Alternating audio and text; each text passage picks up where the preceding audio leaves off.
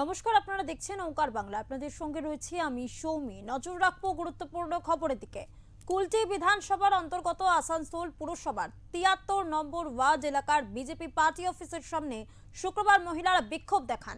অন্নপূর্ণা ভান্ডার নিয়ে সরকারের ঘোষণা অনুযায়ী চলতি মাসের ১৭ এবং ২০ তারিখের মধ্যে টাকা ঢুকে যাওয়ার কথা যোগ্য উপভোক্তাদের ব্যাংক অ্যাকাউন্টে। তাদের অভিযোগ রয়েছে, অফলাইন অনলাইন সমস্ত রকম ভাবে আবেদন করা সত্ত্বেও তাদের অন্নপূর্ণা ভান্ডারের টাকা তাদের অ্যাকাউন্টে আসেনি। তাদের বলা হয়েছিল যে ১৭ই আগস্টের মধ্যে চলে আসবে, কিন্তু ১৭ তারিখের পর এত দিন পেরিয়ে যাওয়ার পরও তাদের টাকা তাদের অ্যাকাউন্টে আসেনি। তাই তারা এখানে বিক্ষোভ দেখাচ্ছেন।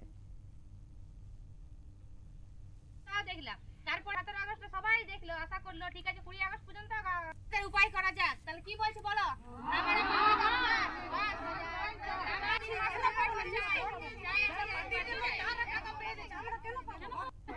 আমাদের প্রথমে বললো অফলাইন, আমরা অফলাইনে করেছি। তারপরে বললো 1 মাস দেখতে, ঠিক আছে তাও দেখলাম। তারপর 17 আগস্ট সবাই দেখলো, আশা করলো ঠিক আছে 20 আগস্ট পর্যন্ত উপায় করা যাক। তাহলে কি বলছে বলো?